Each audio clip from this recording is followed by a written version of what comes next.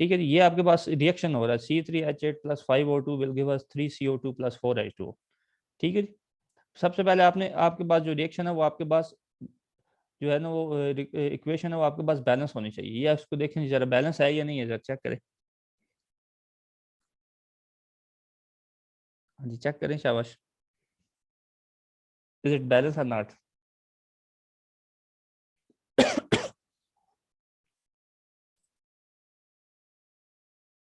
जी आकब, सिब्तैन हैदर, अंसर इम्तियाज।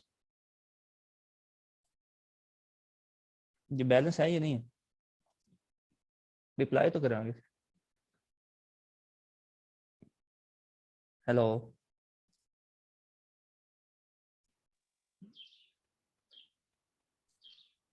चलिए जी, आपका जवाब नहीं आ रहा, इट्स मीन बैलेंस है सर। बैलेंस है। ठीक बैलेंस है, ही है। ठीक है। रिप्लाई बैलेंस किया कर, हाँ जी। C3 के कार्बन के 3 है, यहाँ भी 3 है, ऑक्सीजन के यहाँ पे 10 है, तो यहाँ पे 3 को 2 से मल्टीप्लाई करना 6 ये हो गया, प्लस 4H2 के साथ ऑक्सीजन है 4, ये 10 हो गया था। अब आपने बेसिस ले लिया 20 किलोग्राम ऑफ C3H8। अब आपने आपके पास ये किलोग्राम है, ठीक है, हमने इसको कन्वर्ट करना मोल में। ठीक है, अब ये देखें 20 किलोग्राम ऑफ C3H8 है, तो 1 किलोग्राम मोल किस में होता है? 44.09। ठीक है, ये उसका क्या मॉलिक्यूलर वेट है। अब ये 20 किलोग्राम क्या हो गया जी, ये मोल में कन्वर्ट हो गया। अब ये अहमद वसीम अपना माइक ऑफ कर दो। ठीक है, अच्छा उसके बाद अब आपने देखना है,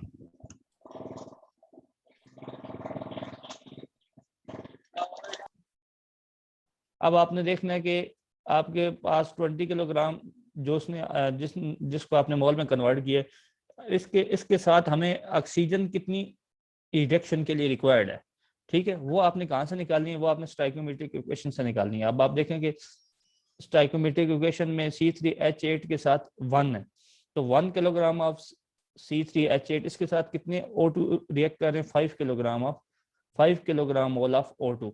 यानी कि बेसिकली हमने C3H8 से निकालना है O2, तो हमने क्या किया, C3H8 के पहले मोल बनाए, मोल के बाद हमने स्टाइकोमेट्रिक जैसे भी जो भी चीज आपने फाइंड करनी है ना, एक A से B फाइंड करना है, तो आपने क्या करना है, A और B का स्टाइकोमेट्रिक कोफिशिएंट की रेशो ले लेनी है। अगर A से C में जाना है तो A और C की स्टाइकोमेट्रिक कोफिशिएंट यूज कर लेना है। अगर यहाँ से अब हमें कोई और कंपोनेंट होता है कि वो कितना रिएक्ट कर रहा है, तो हम यहाँ पे क्या करते हैं, उन दोनों की स्टाइकोमेट्रिक इक्वेशन यूज कर लेते हैं। ठीक है, अब इसका स्टाइकोमेट्रिक कोफिशिएंट 1 C3H8 के साथ 1 है, और O2 के साथ क्या है जी 5।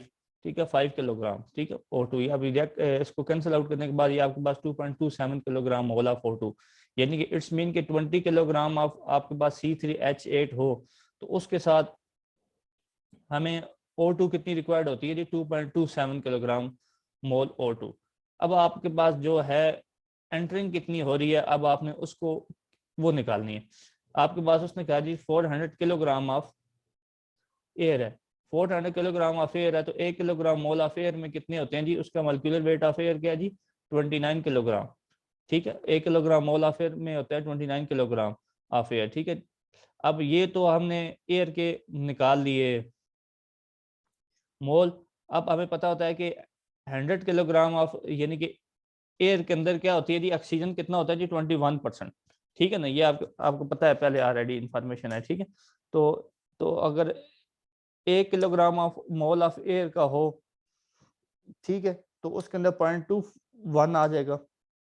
लेकिन यहाँ उसने 100 किलोग्राम मोल ऑफ एयर लिया है, तो 100 किलोग्राम के अंदर कितने आएगा? 21 किलोग्राम। अगर यहाँ पे आप 1 किलोग्राम ऑफ एयर ले और 0.21 किलोग्राम ऑफ O2 ले, तो बात वही सेम है। अगर 100 किलोग्राम ऑफ एयर ले लें और 21 किलोग्राम ले लें तो तब भी ठीक है। ठीक है, तो यहाँ से आपके पास निकल आया जी 22.90 किलोग्राम मोल ऑफ ऑक्सीजन। ठीक, आपको चाहिए था एयर से आपने निकालना है ऑक्सीजन। ठीक है, ठीक है, अब परसेंटेज आप एक्सेस निकालनी है आपने। ठीक है, एक्सेस का आपके पास फार्मूला है जी entering minus O2 divided by O2। ठीक है, ये जो पीछे फार्मूला आपने यूज किया जी, entering minus O2 divided by O2। ठीक है, तो एंटरिंग आपके पास आ गया जी 2.90 माइनस रिक्वायर्ड कितनी है आपके पास? 2.27 डिवाइडेड बाय O2 रिक्वायर्ड। ठीक है, entering minus required divided by required. ठीक है, एंटरिंग ये आपके पास निकाली आपने 4 किलोग्राम ऑफ एयर से निकाली है। ठीक है, वो आपके पास आ गया 2.90। और रिक्वायर्ड कितनी है आपके पास, जो 20 किलोग्राम आपके पास फ्यूल था ना, तो फ्यूल का 20 किलोग्राम से आपने निकाला 2.27, ठीक है, और 2.90 माइनस 2.27 डिवाइडेड बाई 2.27, ठीक है, मल्टीप्लाइड बाय 100, ये आपके पास 28% आ गया। Is it clear or not? किसको कोई कंफ्यूजन है पूछ सकते हैं। हेलो सर सेकंड वाला स्टेप समझा दे। कौन सा? ये सर सेकंड वाला स्टेप समझा दे। 400 किलोग्राम ऑफ एयर वाला, ये वाला 400 किलोग्राम एयर वाला, ये एंड वाला। Sir entering O2, sir entering O2 ये एंट्रिंग निकालिए ना हम, नीचे ये सर, 400 ये वाला किलोग्राम, द हाँ इंटरिंग O2 इज, ये हमें क्वेश्चन में दिया 400 किलोग्राम ऑफ एयर, ठीक है, 400 किलोग्राम ऑफ एयर है, इसको हमने इसके मोल बना लिए, ठीक है।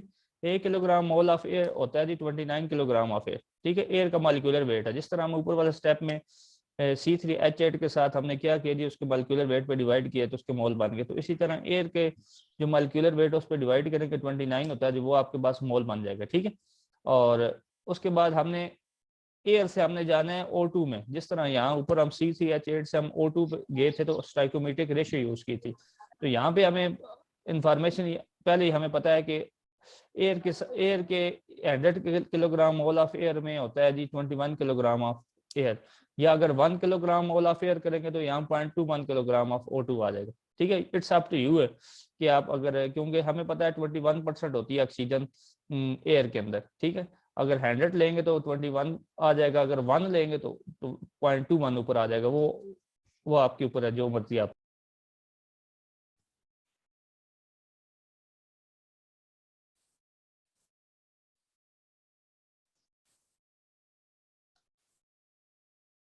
ठीक है, ये आपके पास आ गया एंटरिंग O2 आ गया, ठीक है 2.90। तो आप एक्सेस किस तरह निकालेंगे जी, entering minus required divided by required, ठीक है, मल्टीप्लाइड बाय 100 करें तो आपके पास परसेंटेज एक्सेस से आ गया। हाँ जी, कोई कंफ्यूजन है जी पूछें।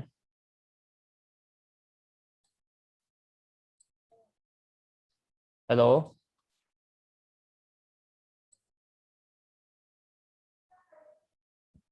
हेलो, मेरी आवाज आ रही है जी? जी सर, हाँ जी, क्लियर हो गया जी? जी सर। सर अब स्क्रीन नहीं शेयर हो रही। मेरी तरफ से तो आ रहा है, यूएस दोबारा स्टॉप करके दोबारा कर लेते,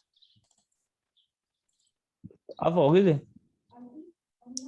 स्क्रीन नहीं सर शेयर हो रही। लो मेरी सर, तरफ सर आवाज शेयर नहीं आ रही।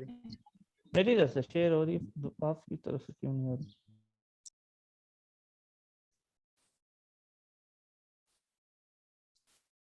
आप स्क्रीन शेयर हो रही है? जी सर अब हो रही है। ठीक है जी। इस न्यूमेरिकल में कोई कंफ्यूजन है दोबारा पूछे या आगे चलो।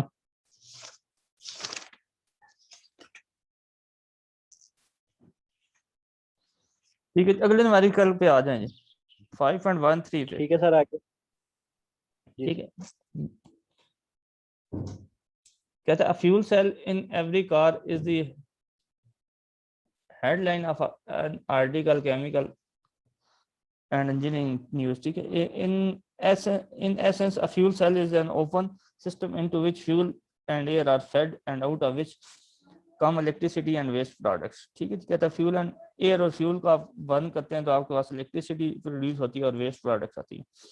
Figure is a sketch of a fuel cell in which a continuous flow of methane and air produce electricity plus CO2 and water, ठीक है। Special membrane and catalyst are needed to promote the oxidation of the CH4, ठीक है। ये आपके पास एक fuel cell है जी, ठीक है। Fuel cell electrical energy produce करता है, केमिकल से इलेक्ट्रिकल एनर्जी में कन्वर्शन करता है, ठीक है, फ्यूल सेल। तो आपके पास ये फ्यूल सेल है जी, इसके अंदर आप एफ आपके पास है 16 किलोग्राम और CH4 आपके पास एंटर हो रहा है और एयर आपके पास यहाँ से एंटर हो रही है, ठीक है। उसके बाद आपके पास क्या होता है जी, रिएक्शन के बाद आपके पास CO2 जो है आपके पास प्रोडक्ट जा रही है, N2 जा रही है, O2 जा रही है और वाटर जा रहा है। कहता है based on the data given in figure you are asked to calculate the composition of the product in P, यानी कि you have to calculate the P, ठीक है, और P के अंदर आपने फाइंड करना है CO2 कितना है जी, N2 कितना है, O2 कितना है और वाटर कितना है, ठीक है। तो बता सकता है कि इसको किस तरह प्रोसीड करेंगे? हेलो, कोई आइडिया दें भाई, इसको किस तरह न्यूमेरिकल को सॉल्व करेंगे? अच्छा जी, सोल्यूशन देख लेते हैं जी। कहता है steady state process with reaction हो रहा है जी आपके पास, प्रोसेस स्टडी स्टेट है, इन और आउट हो रहा है जी, ठीक है, with passage of time no changing है, ठीक है जी। कहता है can you assume that a complete reaction occurs, solutions में पढ़ा हूं जी, ठीक है। कहता है यस, क्यों?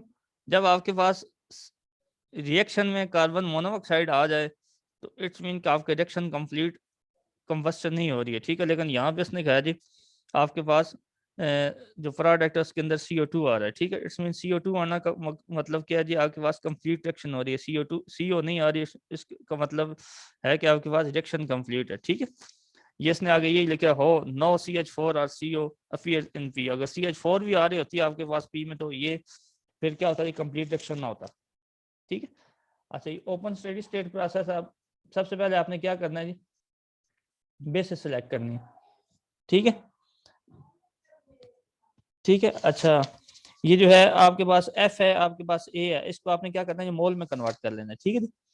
F आपके पास कितने हैं जी, A आपके पास है 300 किलोग्राम एयर है, ठीक है। 300 किलोग्राम का आप कन्वर्ट कर लेंगे किलोग्राम मोल ऑफ एयर, ठीक है। 1 किलोग्राम मोल ऑफ एयर का आपको बताया था मॉलिक्यूलर वेट कितना होता है जी, 29, ठीक है। और F आपके पास कितना है 16 किलोग्राम ऑफ CH4, उसको आपने किलोग्राम मोल में कन्वर्ट कर लिया, ठीक है। अब आपने निकाल लिया यहाँ से एयर के अंदर आपके पास ऑक्सीजन है जी 21%, ठीक है जी।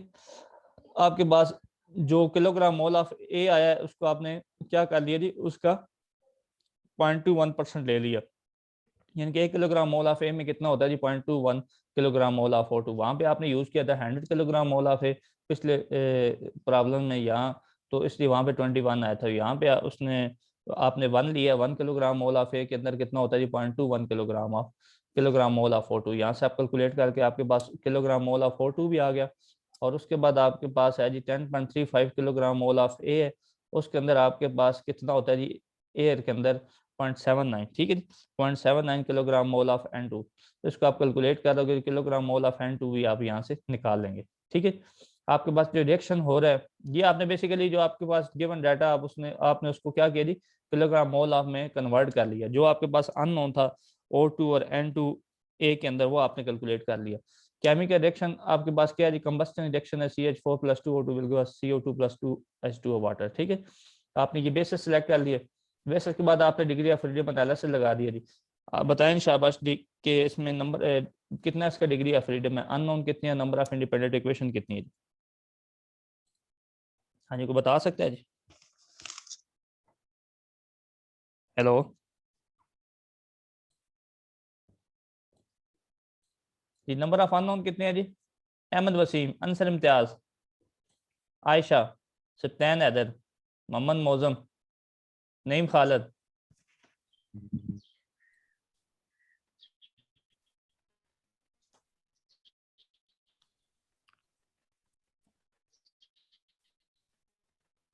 हाँ जी, अननोन कितने हैं जी?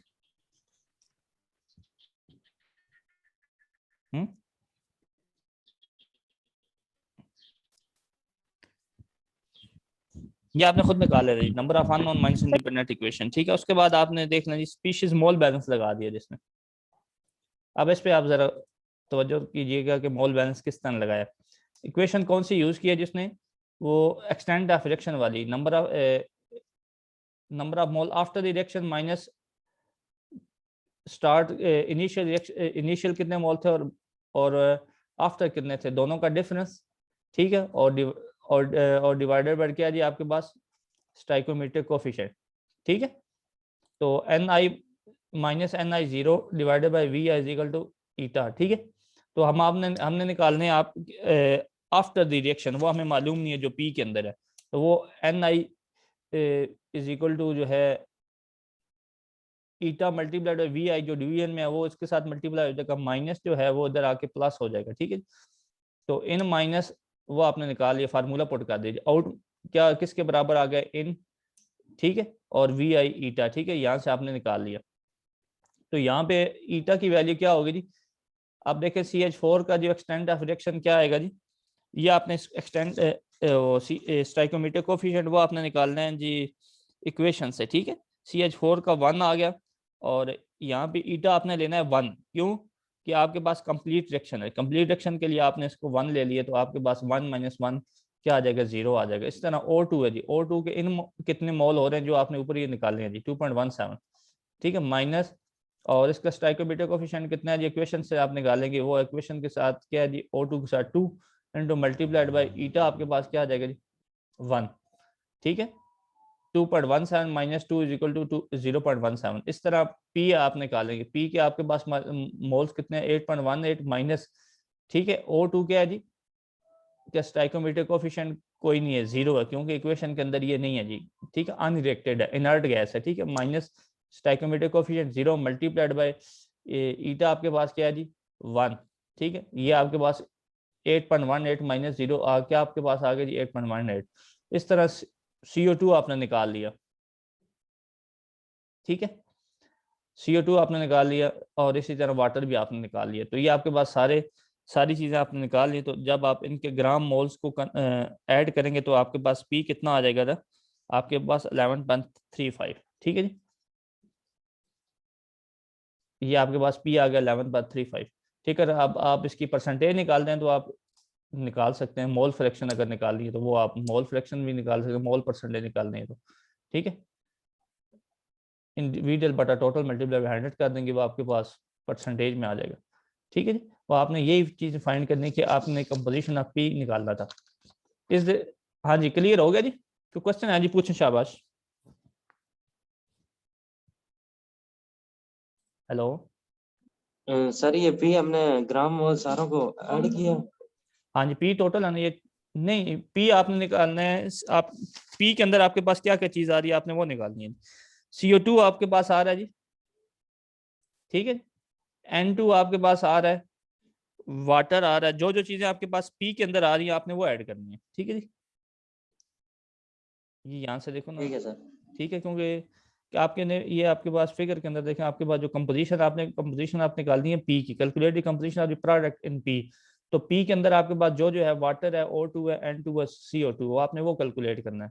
तो डेफिनेटली ऊपर CH4 वो ऑलरेडी 0 ही है, क्योंकि कंप्लीट रिएक्शन हो गया है, वो प्रोडक्ट में जा नहीं रही। तो ये इन चीज़ों को आप ऐड करेंगे बाकी को, तो आपके पास 11.35 आ जाएगा, ठीक है। हाँ जी, कोई क्वेश्चन है जी, पूछें, शाबाश।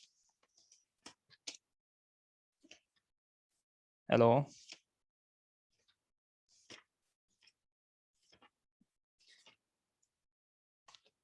हेलो जी, कोई कंफ्यूजन है जी, पूछें इस क्वेश्चन में, कोई पॉइंट क्लियर ना हुआ हो।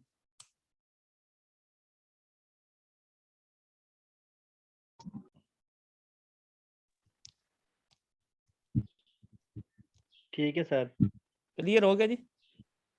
जी सर। अच्छा, अगले अगले प्रॉब्लम्स पे आ जाए।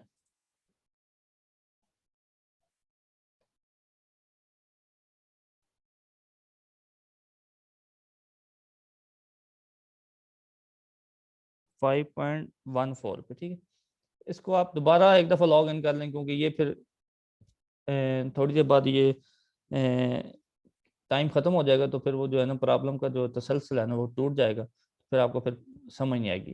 क्या कहते हैं, जी सर, दोबारा कर लेते हैं। या 8 मिनट में एक दफ़ा करके दोबारा फिर रिवीजन कर ले, चलें 8 मिनट में कोशिश करते हैं, इसको वाइंड अप करते हैं, फिर बाद में जिसको कोई कंफ्यूजन होगी पूछ लेंगे। अच्छा जी, a coal utility burns coal having the following composition on a dry basis, ठीक है, एक कोल है उसकी जो है ड्राई बेसिस पे ये कंपोजिशन है जी, ठीक है, ये कंपोनेंट है आपके पास carbon, hydrogen, oxygen, nitrogen, sulphur, ash, ये आपके पास 100% उसकी दी हुई है जी। Average Orsat analysis of the gas from the stack during a 24 hour test, ठीक है, स्टैक होता है एनालिसिस आपके पास क्या है जी, वो कंपोनेंट आपके पास CO2 प्लस SO2 है, ठीक है, CO N2O2 टोटल आपके पास ये आ जाएगा। ठीक है, तो ये आपके पास फिगर है। ठीक है, ये आपके पास जो है कार्बन, हाइड्रोजन, ऑक्सीजन, ये आपके पास कोल है, उसकी ये कंपोजिशन है, उसके अंदर ऐश भी है, सल्फर है, जो भी चीज़ें हैं। ठीक है, ये इन हो रहा है और आउट आपके पास स्टैक गैसेस में। ठीक है, यानी कि रिएक्शन के बाद जो आपके पास गैसेस जा रही हैं, ठीक है, टॉप से, तो उसके अंदर कार्बन डाइऑक्साइड और सल्फर डाइऑक्साइड 15.4% है, ये CO 0 है, O2 4% है, N2 ये उसकी परसेंटेज, ये आपके पास P है बेसिकली। ठीक है, और आप ज़रा कोल को आपने रिएक्ट करवाना है, तो रिएक्ट करवाने के लिए आपके पास क्या करना जी, आपको ऑक्सीजन देनी, एयर देनी है, ऑक्सीजन देनी है। ऑक्सीजन किसके थ्रू प्रोवाइड करेंगे आप? एयर के थ्रू। ठीक है, ये आपके पास एयर इन हो रहा है।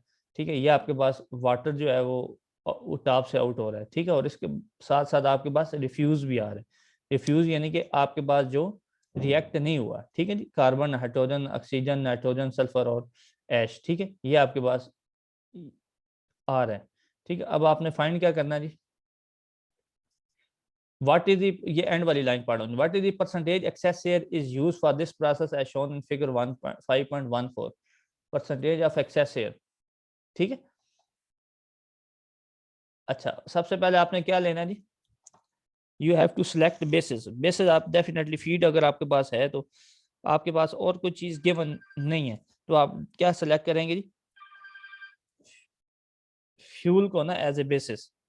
ठीक है, तो आपके पास फ्यूल क्या है जी, एफ आपके पास है जी 100 पाउंड एज कन्वीनियंट। ठीक है, ठीक है, 100 पाउंड आपके पास बेसिस ले लिया आपने।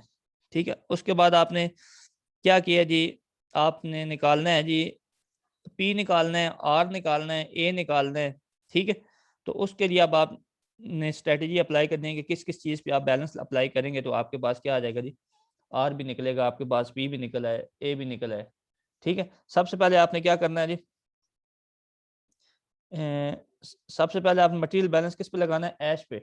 ऐश ऐश पे क्या निकाल, आपके पास का कोल के अंदर ऐश कितनी जा रही है जी, 7.36। ठीक है, ये 100 पाउंड है ना टोटल कोल, तो उसके अंदर ऐश 7.36 है। ठीक है, तो ये इन हो रही है, और आउट कितनी हो रही है आपके पास, देखें पी के अंदर भी ऐश आपके पास नहीं है, डब्ल्यू के अंदर भी नहीं है, O2 N2 इसमें ए के अंदर भी नहीं, तो ये डेफिनेटली जीरो हो जाएगा। और रिफ्यूज जो आपके पास आ रहा है उसके अंदर आपके पास ऐश कितनी है जी, 86%। 86 मल्टीप्लाइड बाय किसका, 86% आर का। ठीक है, तो 86 को डिवाइडेड बाय 100 करेंगे तो 0.86 मल्टीप्लाइड बाय आर। आर आपके पास मालूम नहीं है, तो आप आर यहाँ से निकालेंगे 8.56 से। ठीक है जी, आपने आर निकाल लिया, एक चीज आपने फाइंड कर ली। अच्छा, अब आपने आगे जो पैराग्राफ है ये इंपॉर्टेंट है, जरा इसको देखना है जी। Note that the portion of the coal does not react and leave the process in are. Note that a portion of the coal does not react and leave the process in are. कहता है basically आपके पास are जो है ये वो portion of coal है जो react नहीं कर रहा। ठीक है, who will assume here that the portion of R that is not ash has the same composition as F। कहता है ऐश के अलावा जो आपके पास ये अनबर्न आपके पास ये कोल आ रहा है, carbon, hydrogen, oxygen, nitrogen, sulphur, ये बेसिकली 14% है। कहता है इसकी जो कंपोजिशन है ये बेसिकली अनबर्न कोल आ रहा है ना, इसकी कंपोजिशन सेम होगी किसके साथ, जो आप इन करें। ठीक है, therefore we will simply subtract this from F to determine the amount of coal that is combusted।